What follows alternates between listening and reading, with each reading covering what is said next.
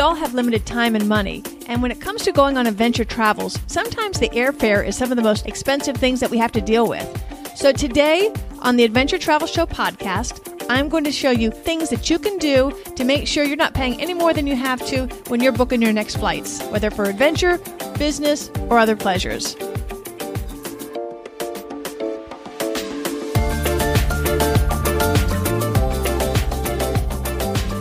Welcome to the Adventure Travel Show podcast. I'm your host, Kit Parks, and like I said, today we're going to learn ways that we can minimize our expenses on plane travel. Who wants to pay too much for plane travel? Nobody, right? But there's a trade-off between your time and money saved. Some people really love doing travel planning. I'm not one of those people. So what I've done today is put together some of my favorite tips and tricks that can help you save some money on your airfare expenses without spending a tremendous amount of time. So while I can't promise you'll get the absolute cheapest flight, I can guarantee that I'll save you some money today. If you do most or all of the things that we're going to talk about today, you should feel pretty comfortable that you're getting a pretty good deal on your airfare without getting all nerdy and spending, hours upon hours and days upon days trying to get the absolute rock bottom price. This will be a discounted fare that you're getting a solid value and probably doing a better job than your neighbor on the plane. The first thing you've got to do is get sneaky. We're going to go incognito. Websites are naughty, and they track us with something called cookies. And this works to your disadvantage because if they know that you're interested in something, oftentimes the price will go up the next time you visit. If you don't know how to surf the web in private mode, I'm going to put how to do so on the show notes and on the website at adventuretravelshowpodcast.com/cheapflights. So you'll have that as a reference point because we don't want them to know that you're looking and you're shopping. Use this trick on all your internet shopping. I'll also put the how-to in the newsletter that'll go out with the Active Travel Adventures, my companion podcast, that monthly newsletter. Everything that on this show also goes out with that monthly newsletter as well. So if you haven't signed up for that, go ahead and do that. I don't sell your name to anybody. I don't spam you. It's a once-a-month email. You can do so at activetraveladventures.com/newsletter. So now we've gone dark. We're incognito in privacy mode as we surf the web. Next step is to get some broad general information. If you're not yet set on a particular destination, you're actually in the best place possible to get a great airfare because you can start thinking strategically way ahead of time by looking at areas and destinations, even regions, and see when are the best times to fly to those regions, and then you can work backwards from there. However, sometimes you don't have the luxury of that because there's a certain thing that you want to do that only happens at a certain period of time. So today we're going to look at tips that work both ways. But again, as much as possible, the more flexibility you can have, the more money you can save. If at all possible, you want to book your airfare before you book your tours. So you're going to work backwards. Airfare first and then your tour. So I think the best way to get a general idea of what the flight is going to cost is to go to one of the aggregators. And these are the websites such as kayak.com, Google Flights, that you can go to and you plug in your destination, your date. There's usually a place that you can put in that you have flexibility, and it'll show you the airfares to that. Also click the nearby airports because that sometimes can help save you some money as well. So right now we're just going to try to get a general idea by going to one of the key aggregators of what the flight normally is. And from there too, you can poke around with the flexibility that you can get a calendar graph to see what days of the week are better prices than other days of the week. So you'll put that in your brain to see which days of the week are cheaper to fly. You can do sometimes up to 2 months in advance, go a month before, a month after, see if that makes a difference, particularly as much flexibility as you have, the more money you can save.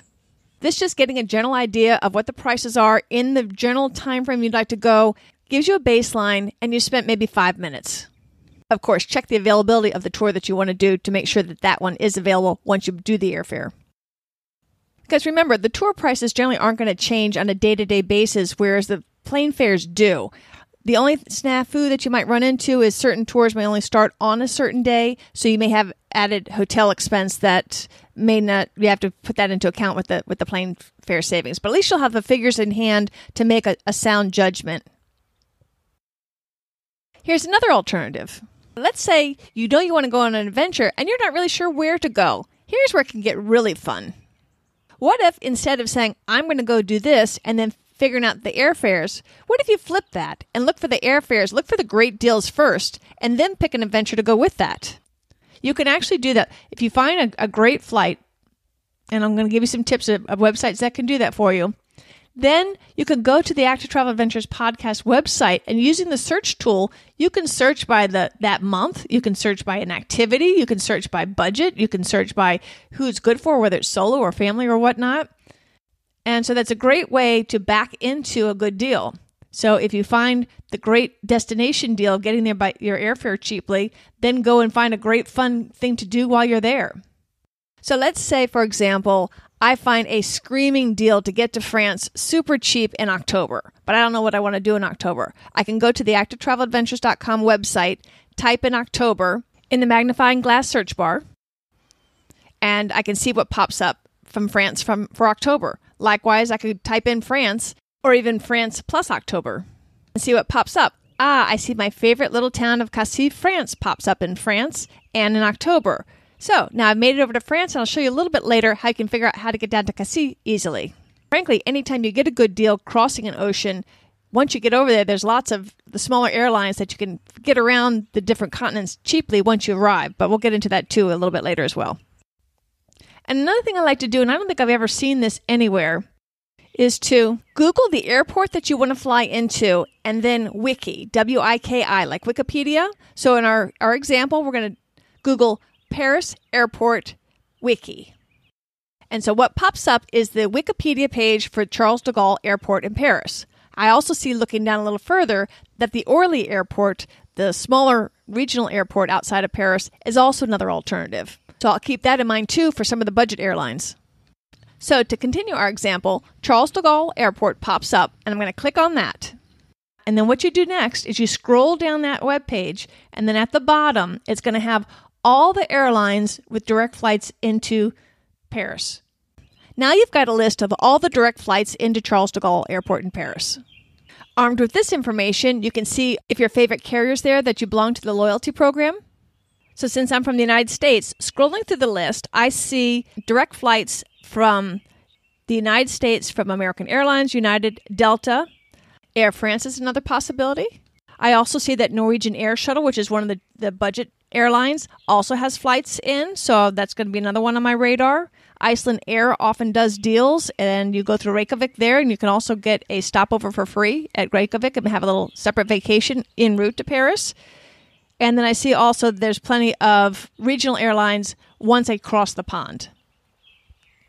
So my example, it looks like for me, my best options are going to be looking for a flight from D.C. with United and then figuring out a way to get to D.C. And of course, I got family up there, so I often use that option because it gives me a chance to visit family and get a good deal. Or I can go to my regional airport over to Charlotte or drive to Raleigh, which generally means an overnight stay. But again, I have friends up there, so I often combine that with a visit to my friends. So I know that I've got basically 3 airports I can be looking at for deals. So make notes of the airlines that are possibilities for you, and also make notes of the budget airlines, because those are not going to show up in the aggregators. You're going to need to go to those websites directly. And that includes the popular Southwest airline. And while we're on the topic of budget airlines, I want to do a couple of caveats, and I fly them all the time, so I'm a fan. They can save you money, but you need to do it smartly because you can get really stuck with the fees. When they say one personal item, that's a purse. That's not a purse and a backpack. Sometimes they'll say your personal items have to go into your carry-on luggage, so you actually don't get a purse or a laptop holder or something like that. So you need to really, really be careful and read the fine print to make sure that you can comply with the rules. Otherwise, you're going to get zapped with a whole bunch of fines. Likewise, bring your own water and snacks. Everything is going to be an upcharge. And if you need to check bags, you want to buy your baggage allowance online before you get to the airport. Otherwise, they're going to really stick it to you once you get there, should you find out that you need extra baggage. And some airlines, at the time of this recording, I believe Ryanair requires you to print out your boarding pass. So make sure you read and follow all the instructions in the fine print when you buy your ticket. In fact, read it before you buy the ticket so you don't get any unpleasant and expensive surprises. So to continue on with my Paris example, let's say I've decided October is when I want to go. So poking around the aggregators, I find that the best days in October for me to go look to be October 1st, returning on the 8th. Anyway, so you look at and you get the ideas of the dates. And then now I start putting in those dates with the plus, each of the aggregators has their own little pattern. Like with Kayak, you get plus or minus 3 days. With Kiwi, you can look at the whole month. And that's starting to be one of my favorite aggregators now. Google Flights, too. You can look at the maps and get an idea of the different prices in the different areas. Likewise with Kiwi, I could see that I could get a really sweet flight going into Madrid, and then I could take one of the local puddle jumpers over to Paris if that's where I need to go, or a train. So anyhow, my observations from poking around the websites is that going in the beginning of October, and specifically October 1st, is going to be a great day to fly. And then also it looks like if I would go to Raleigh and then get up to Boston, I can save a significant amount of money. If I were to go to my regional airport, it was going to end up being over $1,200. However, if I drive to Raleigh, it's a 3-hour drive from my home, visit some friends, spend the night, and either catch an Uber or a ride there, then I either have to worry about parking or I can leave the car at my friend's house. So that's just something you need to consider is parking if you have to do that, and a hotel if you're not visiting friends. So I have a nice visit, and then I head out in the morning. Now, here's the catch. I can make my own arrangements, 2 different airlines, go up to Boston, and then go from Boston to Paris. I had learned from my wiki airport research that a budget airline goes from Raleigh up to Boston, and so by going to their website, I was able to see a really great price ticket that I can take from there. However, this is going to cause a little bit of a complication. Booking the 2 separate airlines on my own would cost less than $500. However, if for some reason my flight up to Boston is delayed and I miss my connection, I'm in trouble. I have to eat that. Of course, you have travel insurance. You can read your policy to see what it covers and what kind of layovers that you need to require. Or you can go with the aggregator Kiwi, and they'll guarantee not that they'll guarantee your connection, but they'll eat the difference to get you back to Paris afterwards. So that's maybe worth it for you for the peace of mind. So I would spend an extra $100 if I booked through Kiwi, and I would then be saving over $700 versus if I went through my little regional airport here. So to me, it's worth it to drive 3 hours, get a visit with my friends, and go that extra half a day or so early to save the $700. And before I decide whether or not it would be worth the $88 difference between the Kiwi or me booking both flights directly myself, I would look at what the layover was and my travel insurance policy and make that call accordingly. My other alternative would be to make a little day out of Boston. I haven't been to Boston over 30 years. Maybe I go up a day early, spend the evening in Boston, wander around the wharfs, have a nice time, and then catch my flight, piece of cake the next day. So you have an extra hotel, but you make that as part of your vacation as well. That's another great option. Your savings could pay for a part of the hotel room. I find myself doing this kind of an option more and more these days because it makes my travel so much less rushed, but it does take more vacation days. So we've shopped Incognito. We've kind of got a game plan of what the best way to get to where we want to go is and when. So now we want to let the interweb do some work for us. So we're going to set up some alerts, some airfare alerts. There are several different places that you can go to do that. You can do it at Google Flights. You could do it at Kayak.com, Momodo, Skyscanner, and Kiwi are some of my favorites. Most of them will give you a pop-up while you're surfing on their site to invite you to set up an alert. So you go ahead and do that for one or as many as you want. And you'll either get daily, weekly, or instantaneous price alerts. I also recommend signing up for the daily email from Secret Flying. They scour the internet and then give you a daily digest of the best deals out there, including airfares. So when an airline has a screamer sale, you'll know about it. Likewise, if they make a boo-boo and post a fare way too cheap. And currently I'm recording this in the middle of June, and I see a lot of the deals are for my time frame, September, October. So it's a great way for me to see, hey, there's a screaming great sale going from Boston to Madrid or wherever it is, and then I can pounce on those when I see those deals come through. You can also set up alerts for your airports or any of the airports you consider. So in my case, I would do RDU for Raleigh, I would do DC, and I would do my local airport. And since I know I can get to Boston cheap, and that's a great airport, I'd add that one as well. Setting up these alerts is a super easy way for you to keep your pulse on the price trends and to know when there's a deal. I know we all hate getting bombarded by emails, which is why I purposely only mail once a month. But if it's worth it for you to save several $100 to get the daily email, I would recommend doing that, because sometimes aggregators like Secret Flying will find out about an airfare, but you got to pounce right away, because what will happen is a clerk will inadvertently punch in the wrong number, and so a fare that should be $777 is either $77 or $177, and until they find out, they'll honor that fare until they correct it online. So you might just get lucky. Another thing I like to do is to use some of the free apps out there, because they might direct me to means of getting there I hadn't considered. One of my favorites is called Rome to Rio. And it's Rome as in Rome, Italy, to the number 2, Rio, like Rio de Janeiro. So Rome to Rio. And so what this app does is you type where you're starting and where you want to go, and it searches the whole world and the whole web and figures out what your different options are. Whether it's walking, bus, train, plane, whatever the taxi, whatever the different methods are. And so you can look and see how long does it take to do it by the different methods, what's the cost going to be, and you can even book with them. There's another app in Europe called Go Euro, does similar things, but I found them to be really super helpful. And it's really good too for trains and buses that might be a little bit confusing when you're traveling and everything's in a different language. You don't really understand what's going on. This does it in your native language for you, or at least it does it in English for me. Another key tip is, let's say you see that, let's say Delta has got a lot of flights to where you want to go. Follow them on their social media. That way you'll be advised of flash sales, special deals, and such.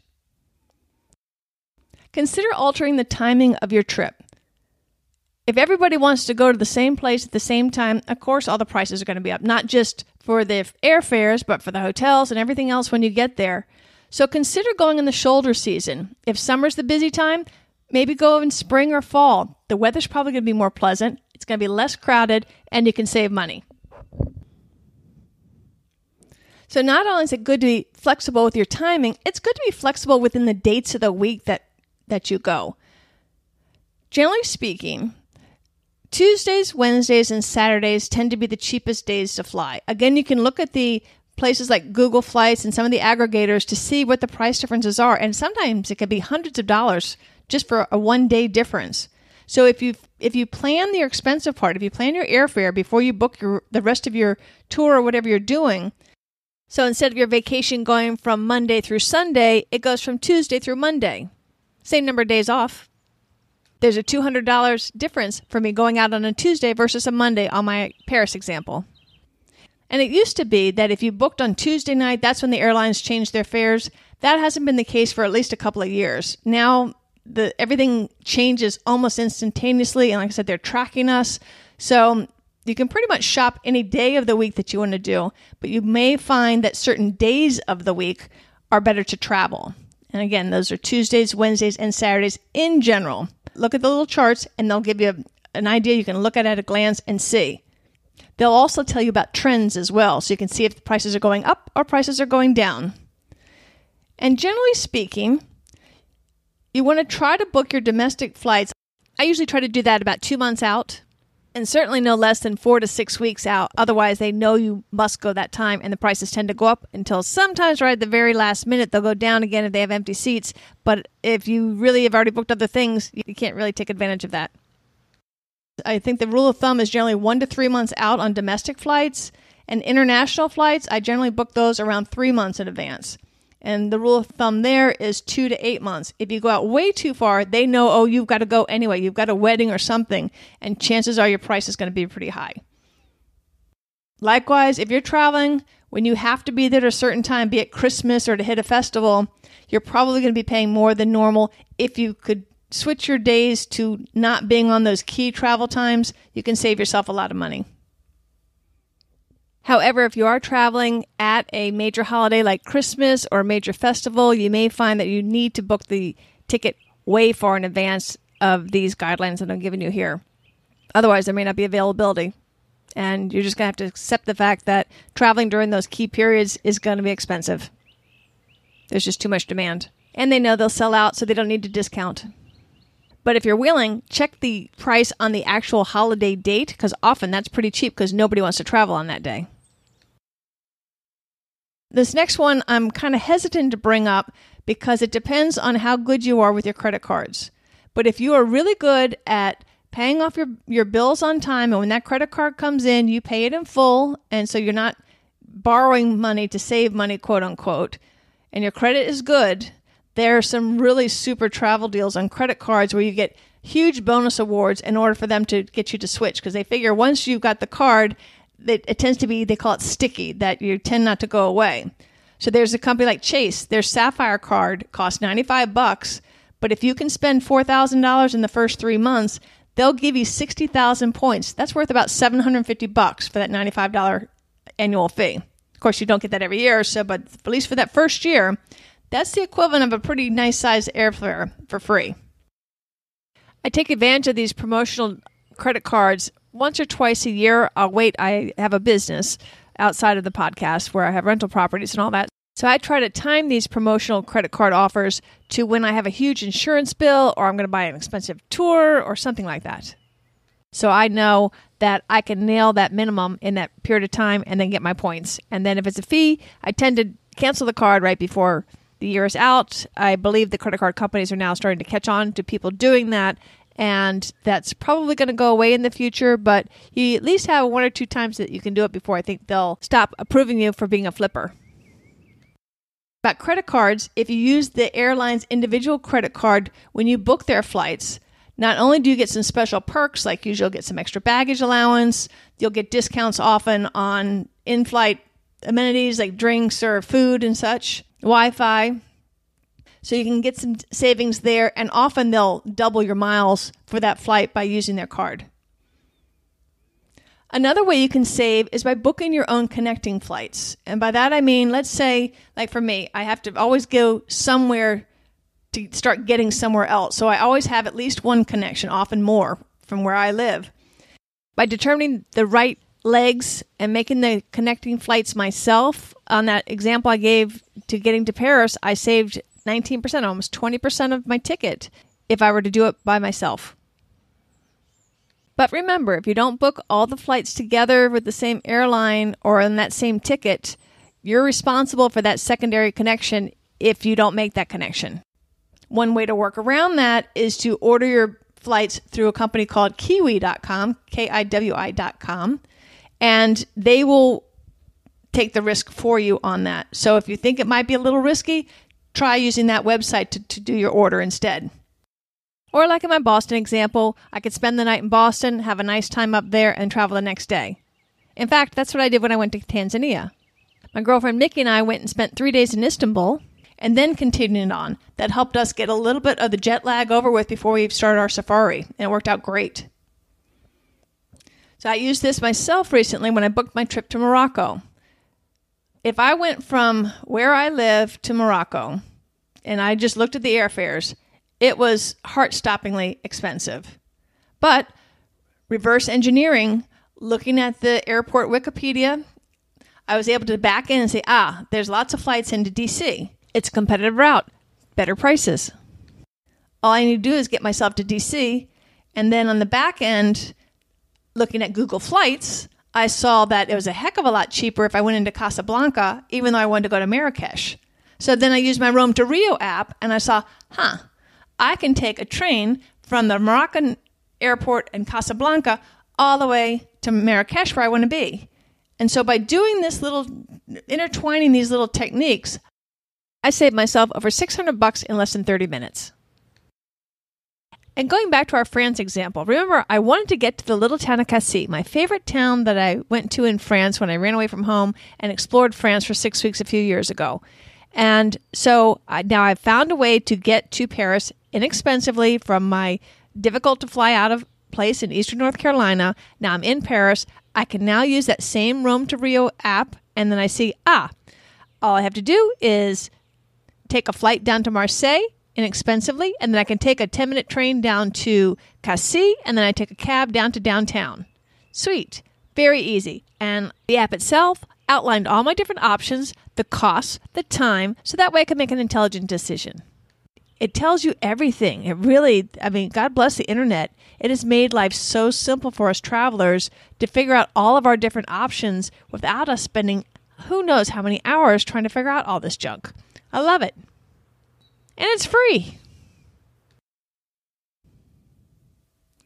One thing you hear people talking about online, and I want to make sure that you understand the risks involved, and actually I'm going to encourage you not to do that, is let's say you find a super deal. I'm going to make up an example. Let's say you see a deal from Los Angeles to Kennedy, and it stops in Minneapolis. And Minneapolis is where you really want to go. And if you were to go direct to Minneapolis, the flight is $400. But if you take advantage of the super cheap flight to Kennedy, it's only $200. So you figure, I'll outfox them. When we stop in Minneapolis, I'm just going to get off the plane. Airlines have caught on to this, and they consider it a real no-no because it kind of screws them up because they got to look for bags and all that kind of stuff, and they feel like they're getting cheated. So what they'll do is often cancel your return flight and consider you a no-show. So I would not do that, as tempting as that may be. So let's tackle another problem. So what do you do if you are taking a tour that you start at one location and end somewhere else? How do you go about getting the best flight for that? And what do you do? My upcoming Morocco trip is just that. It starts in Marrakesh and ends in Casablanca. Here I'd recommend a couple things. First of all, I'd look at what the Rome to Rio app says the best way to get from the end point back to your start point for a round trip, and let's compare that with something that is called an open jaw round trip ticket. So let's say I just did an interview where the lady went from Bangkok up to northern Thailand, and the tour ended in northern Thailand. So now, what's she going to do? She could buy a one-way from the endpoint back to Bangkok, or she can do an open jaw ticket that allows it all to be a round-trip ticket. And by doing it where she flies into Bangkok and then returns home from the other place, then it may end up saving her some money. It's worth looking into. In this kind of a situation, you're comparing cost, time, and aggravation and making your decision accordingly. I don't like to do a whole lot of over-planning. I consider my time my most valuable asset, but I'm like everybody else. I don't want to be screwed over and pay too much. But seriously, if you could just tweak how you're looking for your airfares just a little bit using some of the techniques that we went over today, maybe spending 15 to 30 minutes just kind of getting an overview, setting up the alerts and all that, you can save yourself hundreds of dollars. You do your preliminary research, you set up the alerts, and then you're passively letting the emails that come in let you know when there's a good deal and to follow the trends so that you know when to pounce. And when you see that deal, then you know now's the time to strike. Even if you don't want to go through the email alerts that you get, just doing that preliminary research can still save you hundreds of dollars. So if you just got too much on your plate and you just can't deal with it right now and just want to check the box off that it's already done, that initial research will let you know what is a good deal and via what route. I hope you found this helpful. I have put together a little cheat sheet for you that will go out automatically next month for free with the Active Travel Adventures podcast newsletter. This podcast is a companion to that podcast. And so I just send out one newsletter that goes for both podcasts. So that'll go out in the first week of July. If you need it sooner, you can always go to the website. Again, that's adventuretravelshowpodcast.com/cheapflights. And you can download it right away. I hope you found this helpful. If there's other things that I can bring on the show to help make your adventures easier, less expensive, and more fun and more empowering, I want to hear from you. You can always reach me at kit@activetraveladventures.com. I look forward to hearing from you. I would appreciate if you'd share the show. It's a brand new show, and it's hard getting the word out when there's hundreds of thousands of podcasts out there. So if you found this valuable, one way that you can return the favor is share it with your friends. I'd appreciate it. I'll be back in 2 weeks, but in the meantime, please consider checking out the Active Travel Adventures podcast, my companion podcast, where I go over the destinations. Where this does the how-tos in this show, I do the destinations on the other. So that way you can get them both and add a little adventure to your life every week. Thanks again for listening. I look forward to hearing from you soon. I'll see you next time. Until then, this is Kit Parks. Adventure on.